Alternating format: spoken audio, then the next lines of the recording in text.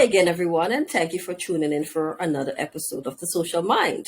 Today, we are talking about creolization of culture, the celebration of new festivals. And with me is Dr. Antonia MacDonald, who is a professor. I would let Dr. MacDonald introduce yourself in a few minutes. Now, the Caribbean is seen as a melting pot of cultures. Some islands boast of a strong sense of heritage and cultural identities and celebrate many festivals. As mentioned in a few episodes of The Social Mind, culture embodies social behavior. It includes our knowledge, beliefs, laws, customs, mores, etc. Culture, therefore, is something that is passed down from one generation to the next. Culture is what makes us do the things we do, how we act, how we behave, how we think. However, culture is constantly evolving. Hence, how we celebrate and acknowledge festivals and rituals will change over time. Thus, the evolutions of one culture, identities, and heritage. Now, as a social scientist and trained archaeologist in the areas of heritage education and identity, I see the Caribbean as one that is creolized. What do I mean by that?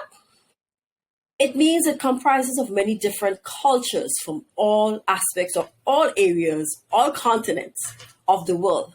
Recently, we have been celebrating new festivals, and some of our traditional festivals as we know it seems to be dying out. For example, All Saints, Parang, Christmas, Novena, which is a part of Christmas. We see Halloween, we see Carnival, or Carnival is changing. Dr. MacDonald, welcome to The Social Mind. And before we get started to talk about our topic, I just want you to introduce yourself to our audience. Hello, everybody. Good afternoon. London, thank you so much for inviting me to speak on The Social Mind and to speak on culture. And I am going to put a disclaimer out there. I am not a cultural aficionado. Okay, it's something. I just say culture is what we do. Culture is how we live. So I will speak bearing that in mind. So who am I? I'm from St. Lucia. I teach at St. George's University. I teach Introduction to Caribbean Studies, and I do teach a course called Culture and Identity, and I suspect that's why Lauderdale invited me to speak here. So Precisely. I am happy to be here, and I look forward to a dialogue. Thank you, Lauderdale. All right. You're welcome, Dr. MacDonald. You mentioned that you're from St. Lucia. I am from Grenada. Now, Grenada and other Caribbean islands, like St. Lucia, we consider ourselves Christian society, and I'm putting this in quotation marks. Now, as part of our conversation, can you explain why festivals, for example, we just celebrated Christmas a few months ago, and the Christmas songs that we hear, for example, seems to be more of a carnival-like atmosphere. Christmas songs appears to promote more alcohol and partying, and the Christian festival, which I mentioned earlier, of Novena, for example, seems to lack any popularity as a Christian tradition in a Christian society. I want us to talk about this some more. Okay, but I want to say, Lauderdale, that first begin with, I do agree that there were traditions that we used to hold on to, and that these traditions change and shift. They morph slightly into something else. But I kind of want to take issue with the carnival atmosphere that you say it acquires, because I think that cultural practices like carnival are consumed by many groups. And when they are consumed by large groups like that, when they are internationalized, then they are going to be subject to change because of travel, because of the media, be it social or print. And so there's never going to be a homogeneous way of celebrating Christmas in the region. But Right. I was curious when you talked about the novena practice, because I'm not familiar with that Grenadian tradition, nor am I familiar with it in St. Lucia. So although I understand that we do the novena at Christmas time, it is a religious activity. It is in no way, it's not large, it's not popularly consumed. There aren't many people doing it. And it's, for me, very Catholic. So I was hoping that you would tell me about the tradition in Grenada as it used to be long ago. And then maybe then I could find a way of intervening in that. For me, I mean, growing up in Grenada, Christmas was more what we call, I don't want to use spiritual because that's a different thing. It was more religious for me. And there's a number of things like the parang for me was not as vulgar, I would argue, right? It did speak of the things that happened within the communities or the country at the time, but it seems to portray something that is sort of different. And as I mentioned earlier, it's something that is more. Christmas has become like carnival in the sense that there's a lot of drinking, partying. There is a lot of activities that does not really speak to the religious aspect of Christianity. And that's why I said we are Christian. We see ourselves as a Christian society. And I'm putting that, in quotation marks. Let me just say that has been a concern forever. That Christmas, that we have lost the Christ in Christmas. I mean, we used to call it Xmas. And so yes. that has been a concern of the church. But I come from it from a different place. Let me just say that you can make a joyful noise unto the Lord in different ways. And that part of the culture that we have always celebrated, and you do it at All Saints, is the sense of bringing festivity in our Caribbean way to something that is sacred. So like the birth of a child, occasions a christening, a grand fete, to use the St. Lucian phrase, then I would want to say that when we came to Christmas, we brought to Christmas those celebrations. Let me explain. Because when I was young, Christmas was about going to church, getting a new dress.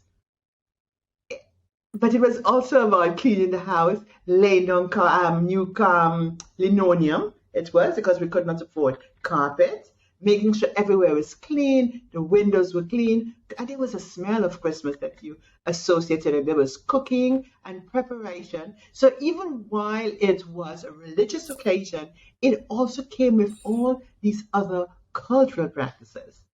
Follow me? The cooking, the sharing, the visiting, the house to house, the making of sorrel, the making of gingerbread. And so festivity and fellowship for me are not mutually exclusive from religiosity. Something can be sacred and at the same time it can participate in that.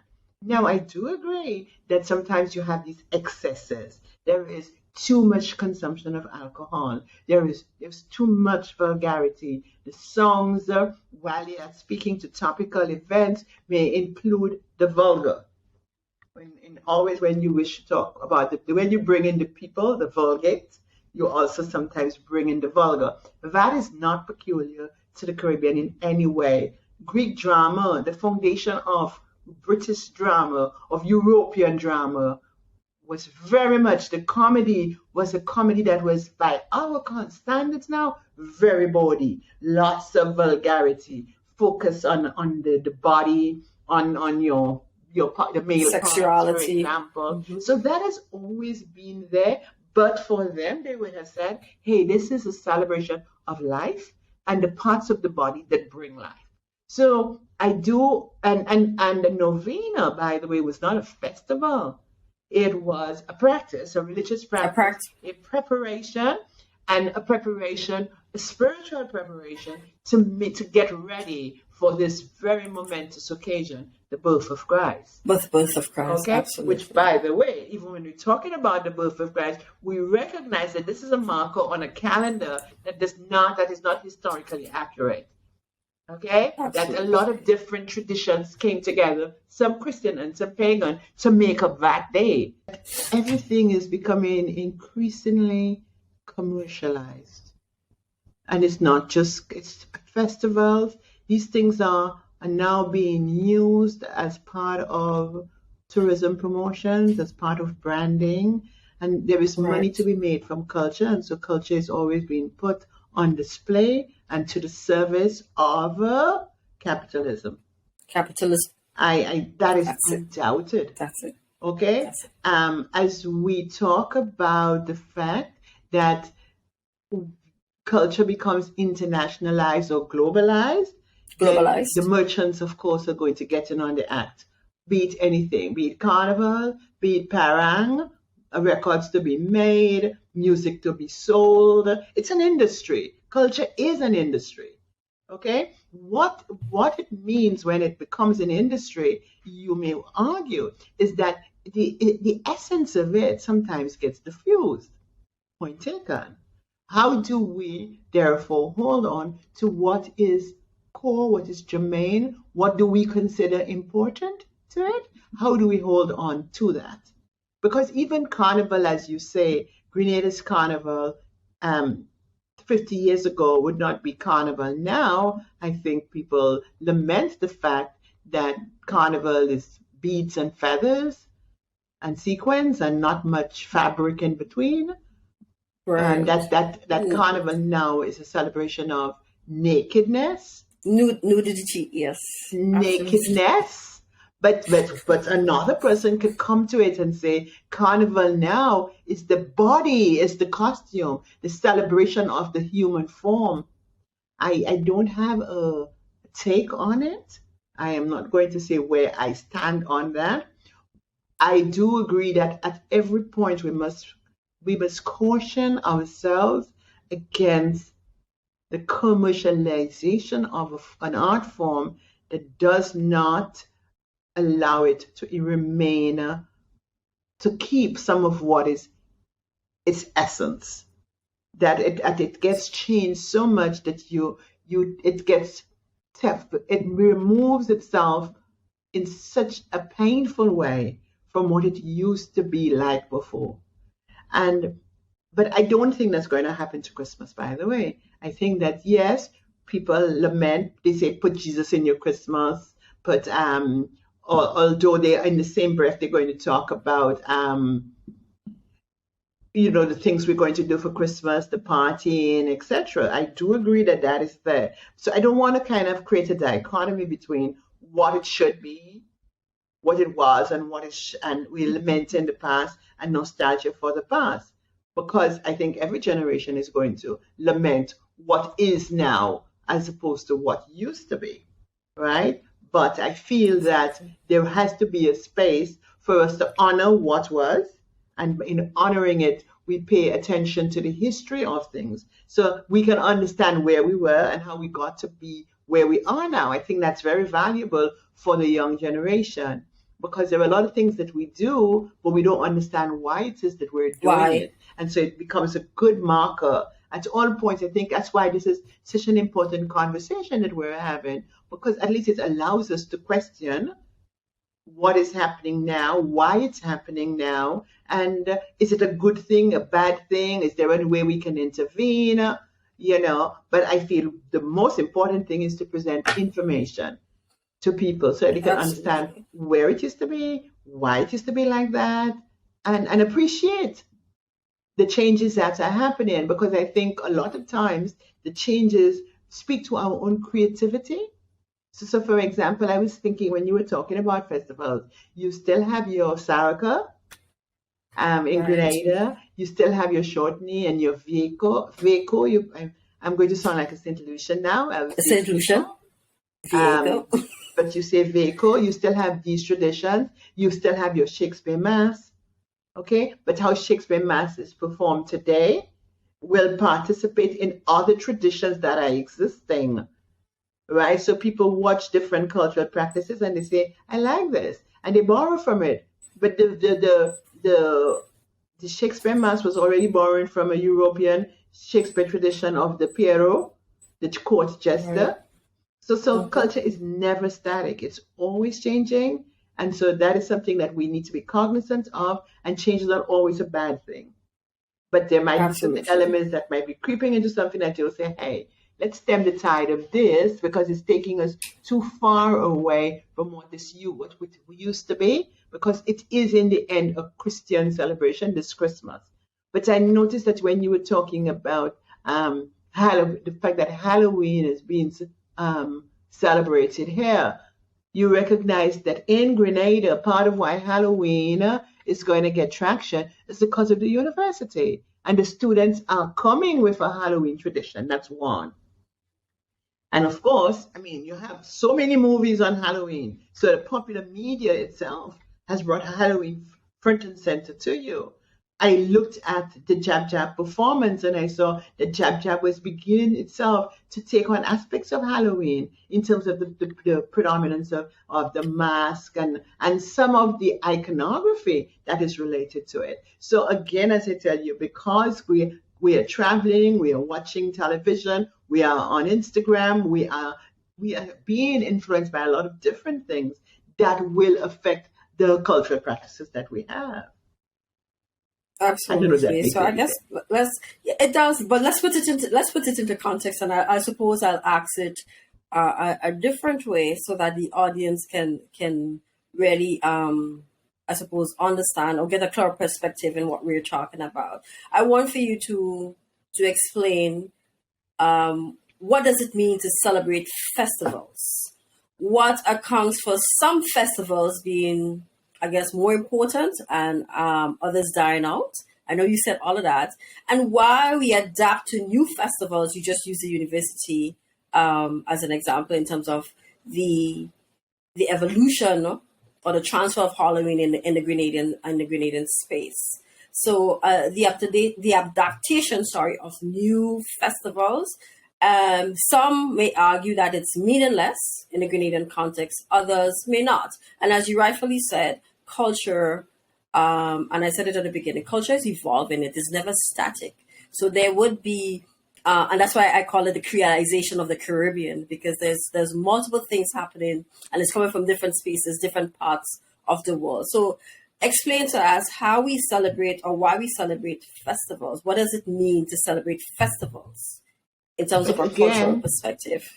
you're going to have to, what is a festival? Because something might not have started as a festival, okay? Even in terms of, you understand what I mean? It might have just started as a small gathering of people, A get together, okay? yeah. And then as it mushrooms, as it gains momentum, you have more people participating in it, and it becomes something that it becomes part of a social calendar. So for example, when long ago you used to have, give me a tradition, a Grenadian tradition, a tradition where I know, okay, let's go back. Now they are cooking, it's the Festival of Lights. Small Right. thing. There's a Christmas Festival of Lights. Not so? Grand Right. event. Lots of traffic. Something we mark on our calendar. Is for you, is this Festival of Lights. Is that a good thing or a bad thing for you? For me, I think it is an excellent way to bring people together. So that's one. It is a reinforcement of community. I think it's also the kinds of songs that are played, the atmosphere is still in keeping with what we traditionally associate with Christmas. Not so? Right. The baby Jesus was Absolutely. born. There are carols that are sung, but this festival has its own peculiar Grenadian characteristic, not in terms of the kinds of lighting necessarily, or even in the terms of the costumes that the people who are singing are wearing, but in terms of the fact that the Grenadians have put their own stamp. Grenadian artists are coming, are performing, and the arrangements of some of these songs are not traditional arrangements, musical arrangements. So here is a festival of lights that has aspects of it, something that is international and something that is at the same time local. I Local. would Absolutely. imagine that in the next 10 years, as this becomes part of Grenada's social calendar, that people are going to come increasingly to it and say, how can we make it more Grenadian? You're going to have different participants. So, for example, there's a lot of food that is sold at the Festival of Lights. Then the food choices are going to also speak to a Grenadian food aesthetic. So I'm using this to show you how something can begin just as a small activity and can grow increasingly into something that becomes a festival. So that 10 years down the road, you're going to have the Festival of Lights, or you can have a food festival.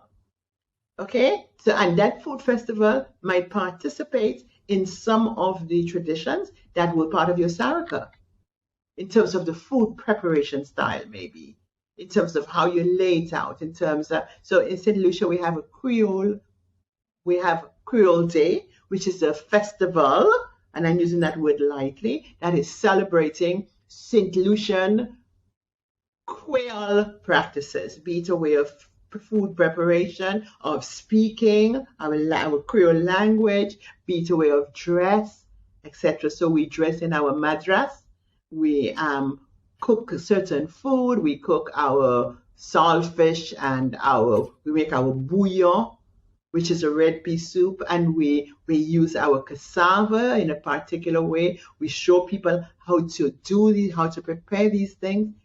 This is a festival, a Creole festival, which goes back to the traditional culture, which celebrates the culture, but at the same time, somebody listening will say, but at these very Creole festivals, you have chicken and barbecue chicken, which is not. Barbecue chicken, yeah. But then another person could say, and so why not? Because it's not fixed to one thing. It is a space. Culture is a space, is a sum of attitudes or behaviors that can leave room for anything, because for something to grow, it always has to be amenable to, available to, open to new attitudes, to new influences, because then it remains static. Right? And so if you want to allow for creativity, then you also have to allow for other influences to come in. I guess that's where the changes come in terms of the evolution of the gathering, and then it becoming a festival. And I would have mentioned Carnival at the beginning. It appears that Carnival is one of the dominant festivals that most Caribbean societies celebrate. What do you think is the driving force of that? Now, we know why Carnival emerged, but why do you think is one of the commonalities, I suppose, in the Caribbean that we celebrate? Can you explain that driving force? The Carnival, the impulse to disrupt, which is part of what Carnival is, to disrupt the dominant order. The dominant force. Mm-hmm. That is part of human society. Carnivals are not new to the Caribbean. Carnival is a European tradition, in fact. So it's there. Not all islands have Carnival right away. Right? Some islands are now importing carnivals. Some islands have moved their carnivals to a time on the calendar, on the yearly calendar, where it doesn't compete with other carnivals. But Carnival is something that the tourist boards have used. And maybe you might want to consider, how does tourism affect the performance of culture? What is the role of tourism? Let's go right back to that famous tagline, Grenada, when we were celebrating that authentic culture, and there was the tagline about Grenada, the home of 100,000 jab jab, and how Grenadians responded to that. Why that tagline was used, what it did for Grenada, and how popular culture was being of jab jab mass was being harnessed to service a tourism agenda. And in fact, it did it well, because people come for that specifically. Now, then the question you could ask me is, what are the implications of the jab jab when outsiders are coming to play? Are they going to change it? And I say, yeah, and yeah. So what? But is that a problem? And now we're going to have to ask that. We're going to have to ask that question. If it's a problem, why is it a problem? Why is it a problem? Is it a problem for you? First of all, you see, okay, I'll always be devil's advocate. No, I do not subscribe to being called an island or a nation of 100,000 jab jab, because not everybody in Grenada partakes or even celebrates or acknowledges Carnival. Right? So you sort of grouping or lumping everybody into a particular category that one doesn't necessarily want to be into that category. Am I a cultural person? Do I understand why the authorities might have created that? Yes, I understand it because I study culture. Any activity that is going to draw a lot of people, people are going to think, now, how can I make money out of this? That's all. And I That guess is a it's a reality. That is a commonized. reality. So Mm-hmm. give and people making money out of it, that was one way that people tried to brand it in a particular way so as to make money out of it. Whether I agree with the branding or not is not the point.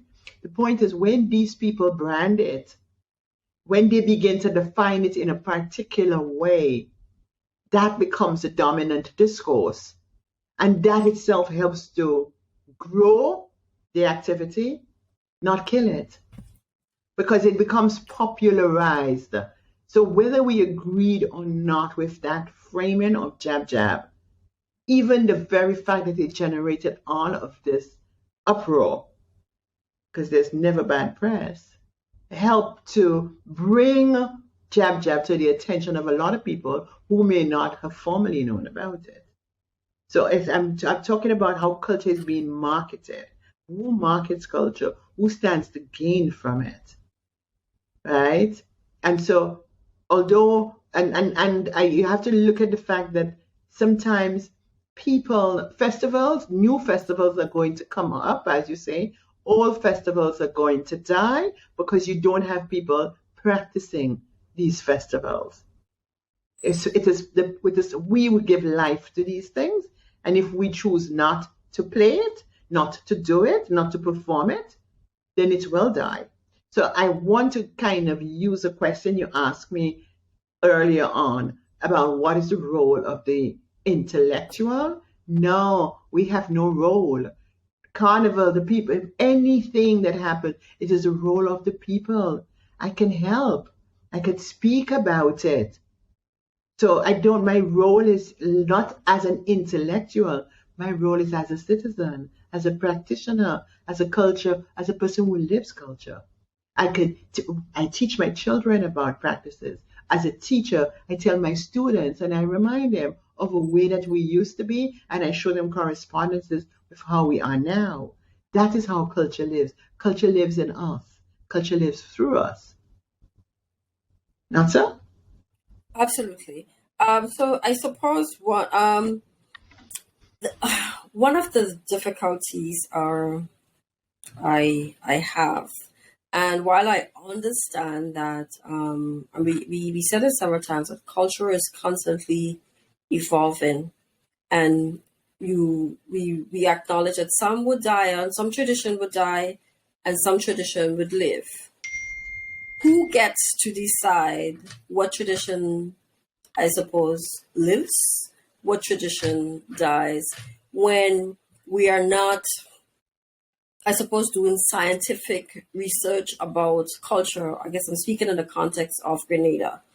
Because how do we know? Because, like I mentioned very earlier, culture is something that is passed on from one generation to the next.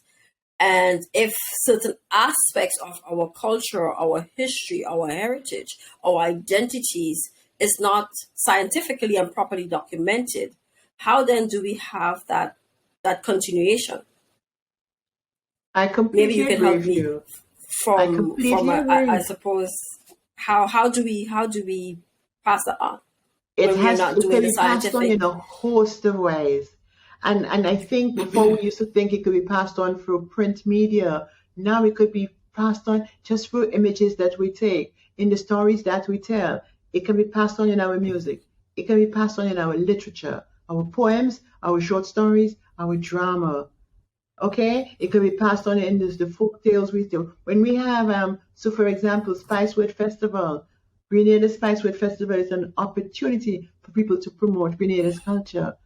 Okay, because we write about what we know, what we feel. So we can write about it as you call it, scientific. We could write about it creatively. So our Creativity. role is to tell the story, to tell the story over and over again to each generation. Our role is to document these stories. Okay, and you can document it in a host of ways. So for culture, we are responsible for keeping culture alive. Okay, we as academics have a responsibility in that way to do the research, to make sure that there are books about it, that there are discussions like this about it. But we can talk until the cows come home. We also have to remember that we have to get to the people that we are speaking to. We have to find a way to reach them, to make them participate in these conversations, to let them tell their own stories, to let us to hear what it is that they, and you ask me what lives and what dies, the people decide.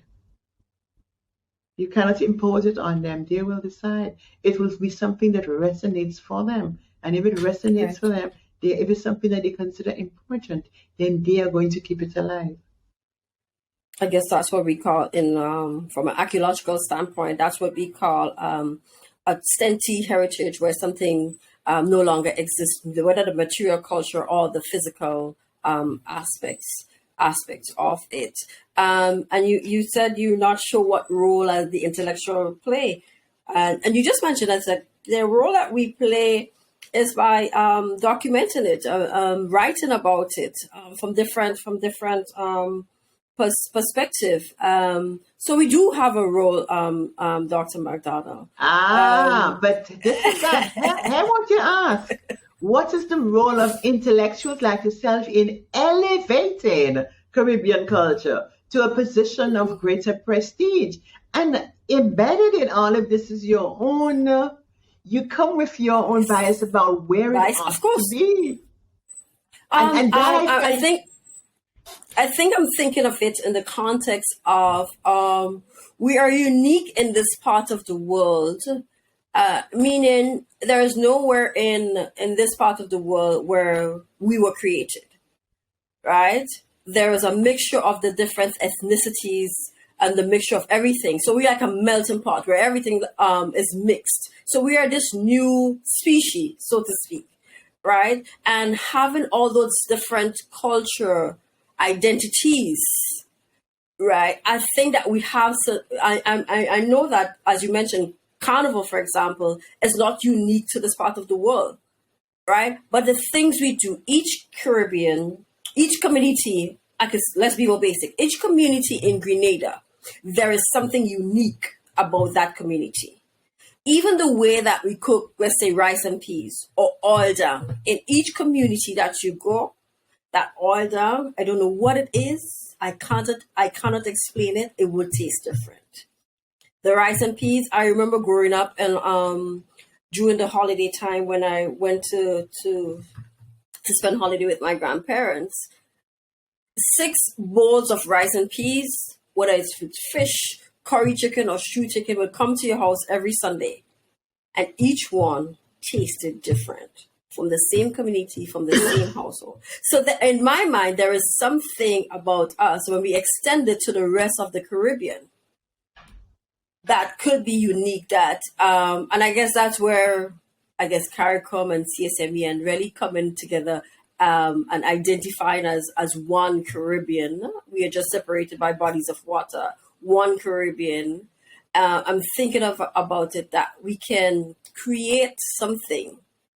Something can evolve out of us if we pull our resources, understanding that our differences are really what drive us or makes us unique, and not and also our similarities.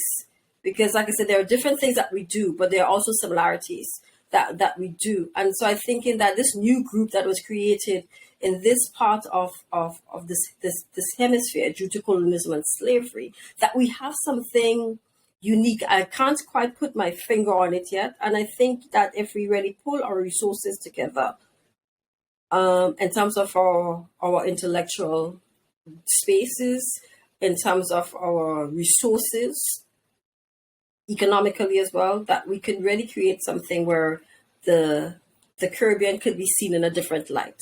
Maybe again, like you say, we all come with our own biases. So I'm thinking that bigger picture here. So maybe that's my own biases of how I suppose the Caribbean can be.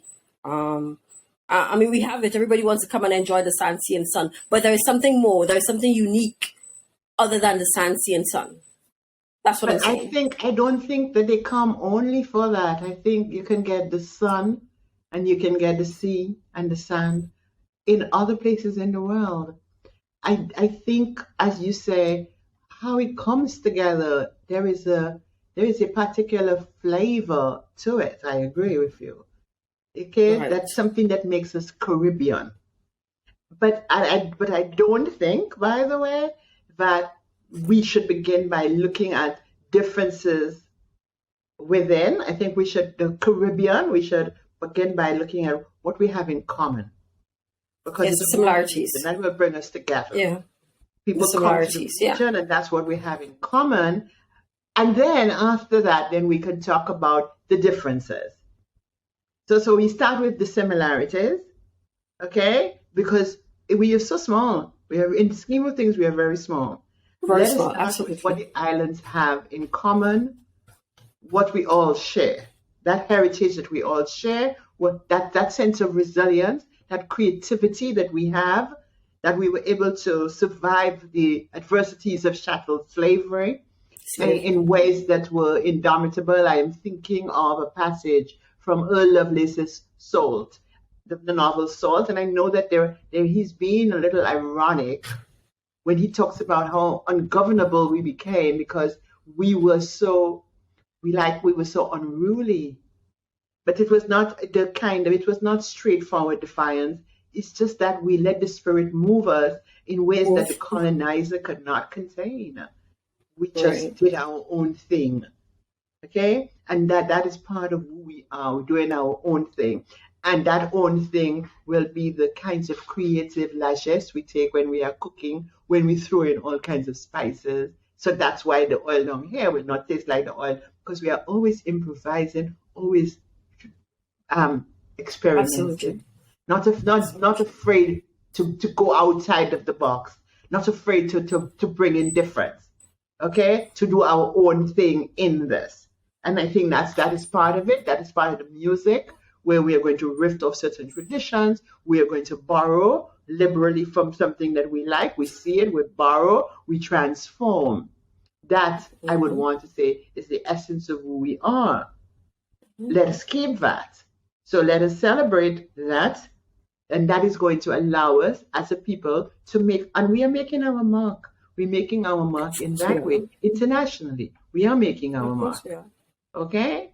So, yeah, if I had to say one takeaway, I would say if we can help is to reaffirm, continually testify to our creativity, our resilience that makes us different, and having gone through what is a historically abhorrent experience of chattel slavery, that we can still triumph.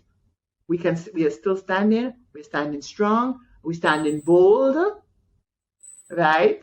And there is an indomitable spirit that the culture itself and the festivals that we do speak to that spirit of both creativity, a spirit of hope, a spirit of triumph, and a spirit of resilience. So if I had to look at it that way, all these festivals, that's what they bring to the fore for me.